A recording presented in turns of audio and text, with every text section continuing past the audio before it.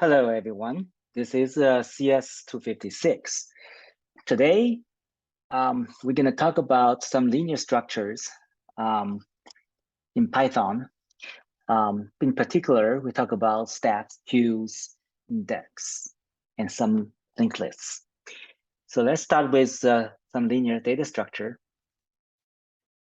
So the most common linear data structure you encounter is array, a list in Python, right? So so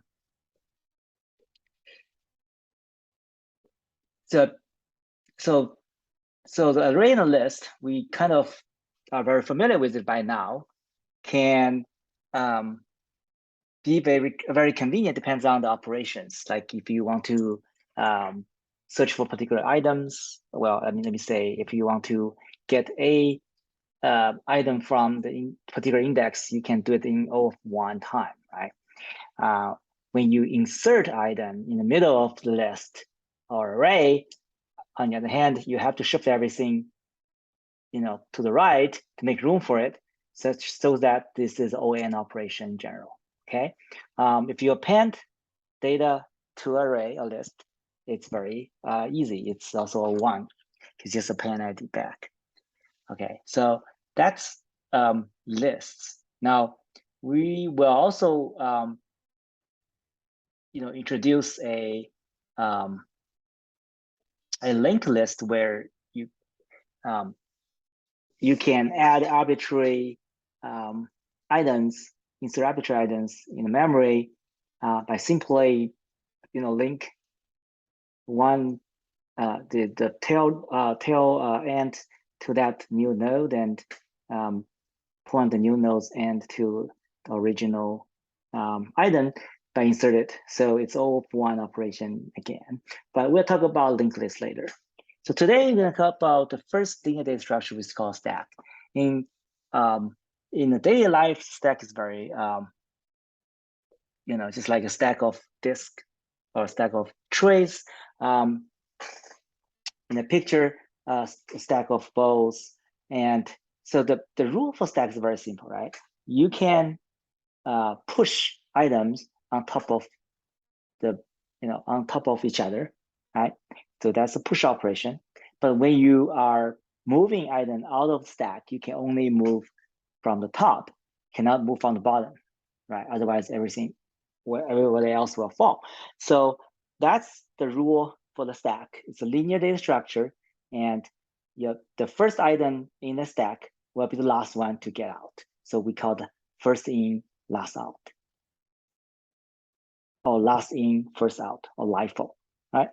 So the popular operation for the stack is push and pop. By pushing, you push item on the top of the stack, or pop, you remove item from the top and return it. The other method that you can implement in the stack are size, which return the running total of items in the stack. And you can also implement a peak function where it returns the current top of the stack without removing it. Okay, so that's the difference between pop and peak function. Okay, pop function will also return that item, and but the peak, just take a look at it, right? Is empty function basically tells if the stack is empty or not. Okay, so here is a example of a stack. You can put different type of item in the stack. You can put integer, a string, a Boolean, or a float. Okay, and why it's called last in, first out, or LIFO, is because your item on the top will be first to be removed, right? So in other words, it's very good data structure where you want to reverse some list, then you just do it, push everything in order that's coming in, but the last one is being removed first. So you're literally reversing that order if you do that push and pop later. Okay, and also there's a popular function to check if your parenthesis balanced. In programming languages, a lot of times you have multiple parentheses for the functions and functions and functions. And sometimes you are missing a parenthesis, right? A non-matching parenthesis in your statement, hence you get syntax error. Well, a lot of compilers can check that for you by those kind of algorithms using stack architecture. It's very easy to check if your parentheses are paired or matching. How we do that? Well, first of all, let's implement this stack ADT. ADT means abstract data type. So any abstract data type is basically a class with the API specified, like the push, pop, peek is empty size function that we just talked about. Okay, here is table of those sample operations for the stack. Typically, we implement stack Python. You use internally a list data structure. So empty list is basically initialize the stack. And if the empty list is empty, returns true. If you push a number for it, it's basically internally represented by a item in the list. And if you push, you append that to the end of list. When you pick it, you look at the last item in the list. When you push it, you also append size, basically number of items in the list is empty. Basically tell if the list is empty or not. When you push it again, okay, so you add one more, and when you pop, you remove it from the end, okay, and so on and so forth. Okay, the top is on the left, and the bottom is on the right. That's for the stack. So now let's take a look at the code. So here is a sample class called the stack. In init function, we just initialize the item with represented internally by a list on Python. And is empty just returns if the item is empty stack, okay? And the push function, you want to push item in it, well, I just append that to the end of the list, okay? When you pop it, you just use the pop function from the list, and that's the same. When you peek, that means you're looking at the last item in the list. You can just return that items with indexing of the length -1. And then the size basically is the length of the size set items. So that's the stack, okay? Very easy to implement. Now, let's take a look at how to use stack to implement a parenthesis checker, see if the parentheses are in pairs. In a lot of languages, like HTML, XML, and other programming languages, you will see a need for auto check, whether it's editors or compiler, if that syntax correct, by looking at this function to check parentheses, okay? And a function, list function program language called Lisp has a lot of number of parentheses by design. That's why you need to, it does also use that technique to check the balance, okay? Okay, so now here is the application, and here's something that you need to think about it, how to check the balance parentheses. These, which row is balanced and which is not. Okay, so these are just some examples. Okay, so how do we check a write from function, read a string of parentheses from left to right, decide whether the symbol is balanced, okay? So for every open parenthesis, you need a closed parenthesis to match it, okay? So the simplest way is using a stack, okay? So here is a pseudocode or algorithms. First of all, you use a stack. For each symbol in a string, if you encounter a left parenthesis, right, you push it onto the stack, right? And if you encounter another left parenthesis, push on the stack. Remember, it's last in, first out. So you're always looking at the current symbols. Now, if you encounter a right parenthesis, right, because you only have either left or right, then you check if there's a left parenthesis in the stack. If so, you pop that from the stack and you have a match, right? You can continue to scan it. If the stack's empty, but you have a right parenthesis not matching it, it's not balanced, so it's return false. Otherwise, you pop the stack and move on. Okay, so you continue with scan that. Once you're done, that means you all scan all the symbols in the string. Now you're gonna see, right? If there's two conditions. One is if the stack is empty. If the stack is empty and you finish all the symbols, that means it's balanced, right? Because you have matched every single left parenthesis with the right. Otherwise, if there's still something left in the stack, that means there's not enough right parentheses to balance the left parentheses, then you return false. So by this algorithm, you covered all cases that is balanced. So let's then you can extend your algorithm to handle all kind of balanced symbol, not just the left small parentheses, right? So it's the same algorithm, except you now have to consider more categories of balance. Okay, let's actually take a look at some code. All right, so let's code this balanced function. So now I'm importing the stack where I already did here. Okay, I'm defining a function called parenthesis checker, where I get a symbol of strings consumed of just left and right parentheses, and I'm going to implement that algorithm we just did. Okay, so first of all, I need a stack. So S2 stack. All right. Now I have the stack.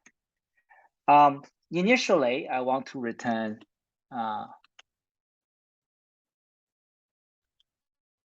I want to assume, everybody is innocent until proven guilty, right? So if there's nothing in it, it's defined as true, it's balanced because there's no left or right printed, so it's balanced. All right. I'm also gonna define the index, right? Because I want to start scanning that string from 0. So in the loop, while index is less than length of symbol string,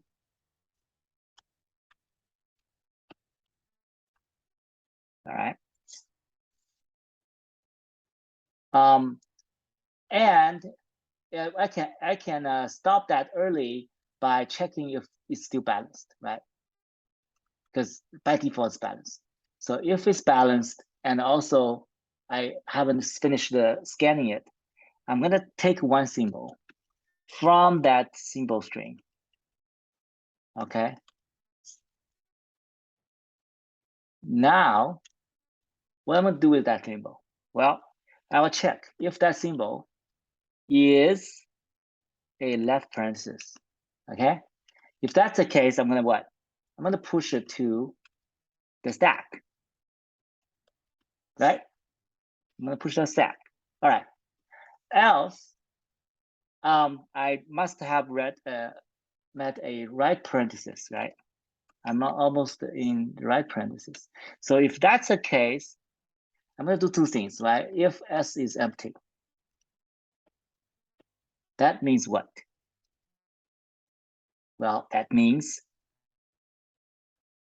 it's not balanced, right? Because I want the S, because I have a right parenthesis, I need a left parenthesis to balance from the stack.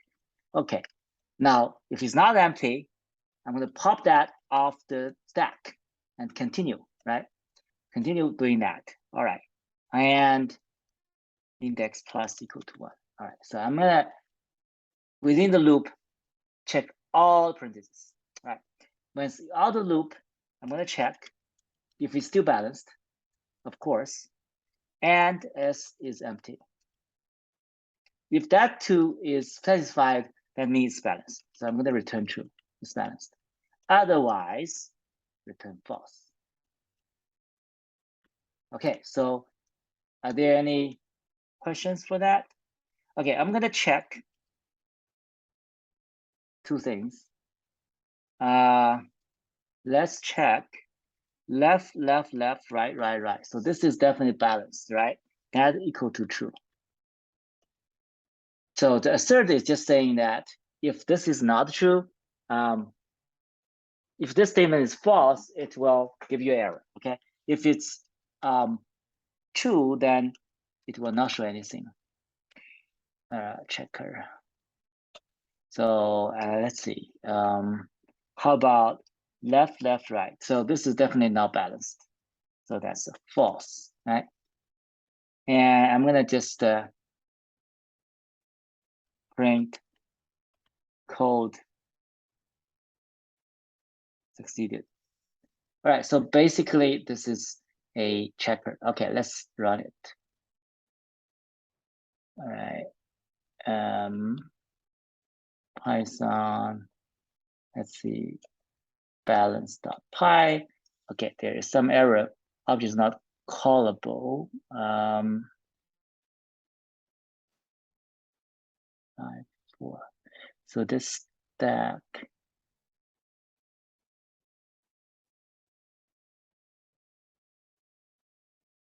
Yeah, we do have a stack.py.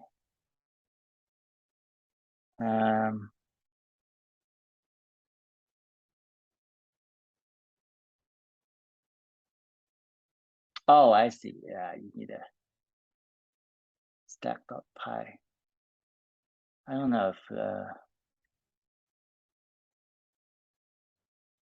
this is a module name, right? From stack, import stack. All right. So let's run it again. About that, yes. So code succeeded. So the thing about this module is this file name is a module name, and the class inside the module is the one you import. So that you needed to use from this module, which is a file, to import the stack. All right. Yeah. Maybe you can just rename this lowercase.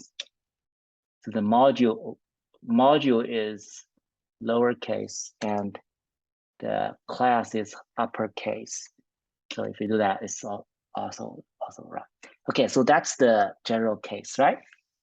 What about, oh, sorry, that's the parentheses. What about, let me just copy it over. Duplicate.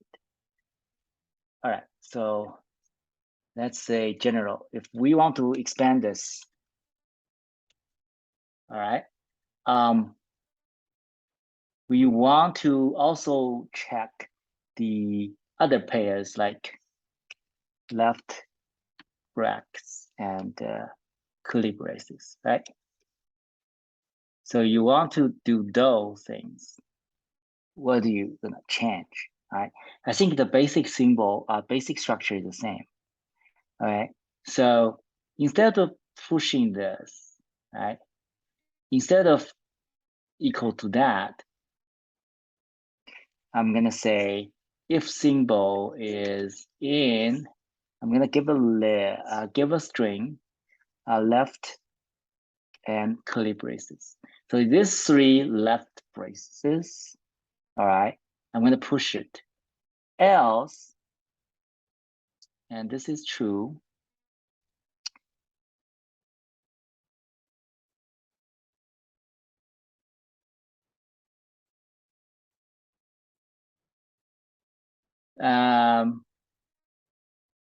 this one can stay.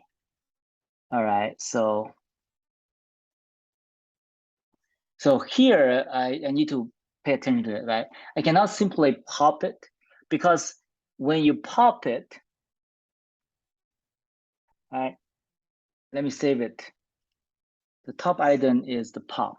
So when you get a top item, you cannot assume that's match, right? Because you have 3 different symbols. So if not matches top symbol, because this symbol may not match the one in the stack. If not matched, then I'm gonna return false, all right? And if matches, then you can just move on. And I think this is good. So we just need to define a function called matches. And I'm gonna use a open and close, right? We want to see if the open and close parentheses are matches. So opens are within left, this and that, right? And closes is those three strings, right parentheses, this and that. All right, so return if opens dot index of open. That's I'm using index function of that string and look at that, see if it's equal to close dot index dot close. So I'm returning if this index matches, that means they're matching, otherwise not. So all in all, this is done, right? So I'm gonna check these two conditions. Right. So now there's more, symbols to check, and then let's see if that works. Balance general.py.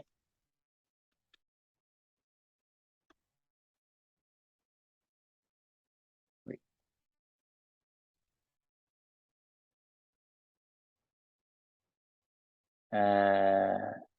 What? Did he not edit the name? Oh yeah, there is a. Okay, here you go. Yes, and true and false code succeeded. So it printed if this is match and this match and this is not matching. All right. So yeah, that's the application for the match symbol in stack. All right. So the other application of stack is basically reverse strings, right? So here, let's say let's switch gears and talk about binary numbers, which is very important in computer science, right? Since computers only stores everything binary, which is 1 and zeros. How to convert that binary number to a decimal number that humans are familiar with, or vice versa, right? Oftentimes in computer science, we use a base 2 and power of 2, like 8, 16, and 64. So there's base 2, base 8, base 16, base 64, right? So hex number, also base 16, uses digits 0 to F because there are 16 different symbols to use for 16 base of 16. All right, so that's one thing. All right, so how we see decimal numbers in base, different base. Okay, in base 10, right? So if a number is called 233, that means it's 200, hundreds digits is 2, 10th digit is 3, and 1st digit is 3. Same as binary, except it's 1's digit, 2's digits, 4's digits, 8's digits, 16, 32, 64, 128 digits, and so on and so forth. So you can use the same, if there's 1, you times that base to the power of the position, and you add them together, you got the number converted to decimal. So what's this 11101001 in decimal, you can just compute like this. Okay, so that's the basic line of how to convert it. All right. So to convert a binary number to a decimal number, all you need to do, to convert a decimal number to a binary number, what you're gonna do is the reverse. So you just keep dividing that by 2. Now, if you don't understand, think about how to convert decimal number to decimal number. Well, you can say, this is silly, right? You just divide it by 10 and you get 3 and you push the stack and you get another 3, you push that stack. Right? Oh, sorry, divide by 10, the remainder is 3, push the stack. And then you shifted that to the right to delete the 3. Now you get a 23 and divide it by 10 again. Now you get a 3, a reminder, push the stack. and you shift it to the right, 10th place, so you get a 2, and the remainder is 2, so you get 332, and you can reverse it, become 233. All right. For the for the binary, it's the same. Instead of divide by 10, you only have 2 for each box, so you divide by 2, and you get a reminder. And once you get a reminder, you reverse it, and you can have that final answer. So the converting decimal number to binary, you just keep dividing by 2, and you use the stack to reverse the digits. So now this is for base 2. In fact, you can do in any base by just do a modular by base number. If it's base 8, you modular 8. If it's base 3, modular 3. If it's base pi, you modular pi. Okay, and you divide the base. Okay, let's look at the sum code. All right, that's the sum code. All right, so I'm gonna use that divided by 2. So decimal to binary. By the way, Python already have that function.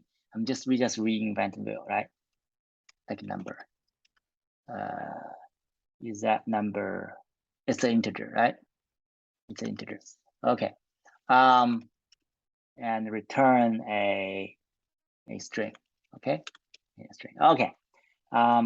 So again, I'm gonna using a stack to save that reminders. So from stack import stack. Okay, now I can use a stack. So reminder stack is equal to a stack class, not objects. So if the number is greater than 0, because you keep dividing, eventually it will be 0, right?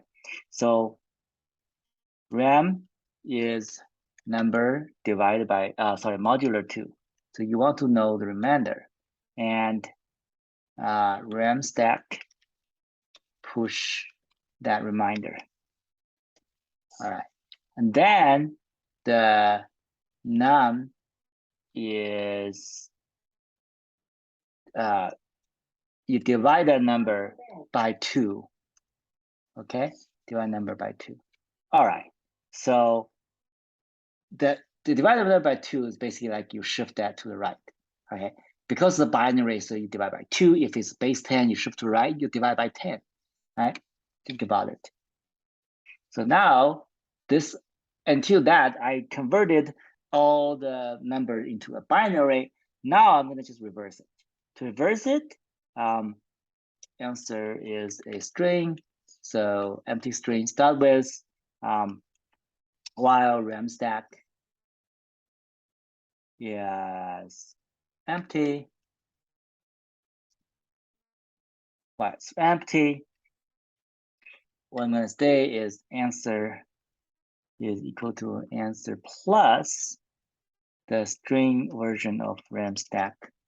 So I pop things from the stack, okay? And so far, I'm going to return the answer. So that's binary, decimal to binary. All right, so let me test it. Print 42 is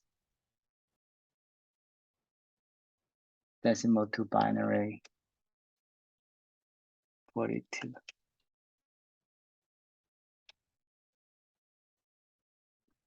In binary. Okay.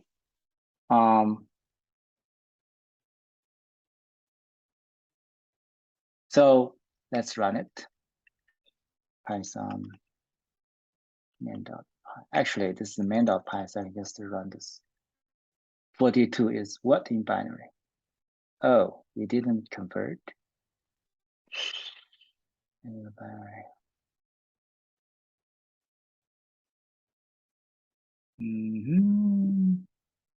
Let's see.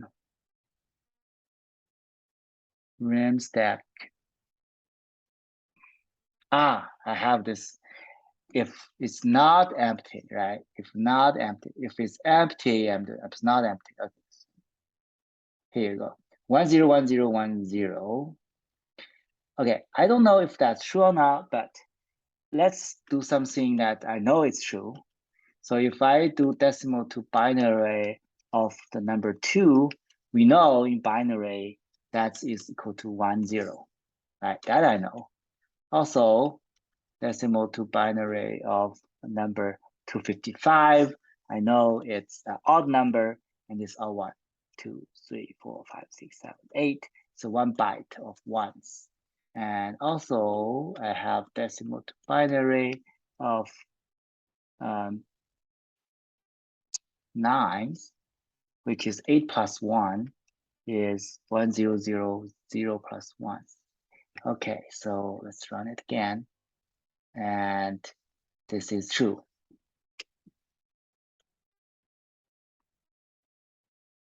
Code succeeded. Okay, so far so good, right? This is how to convert a decimal to binary using stack.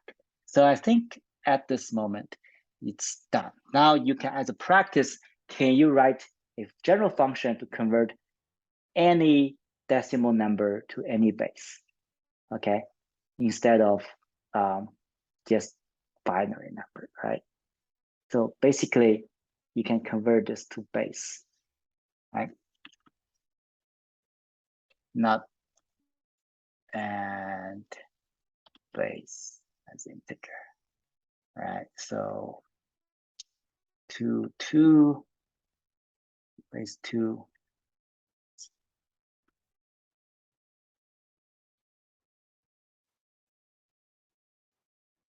This is the base 2, but it's right. So far so good. I can say with the base 8. If I do base 8, this one is gonna be wrong, right? This one is not 1111. So I'm gonna print this. All right, print this. So we'll see. And this base 8 is 377. It's odd number, so and it's greater than 255, but less than the binary representation 1111. So it should be okay. So as long as you have any base less than 10, you can use this method. Now, what about base 16, right? How are you gonna convert that to base 16? Well, you need to think about it as a exercise to you. All right, so that's the first first chapter or first segment of this this week. So see you later. Bye.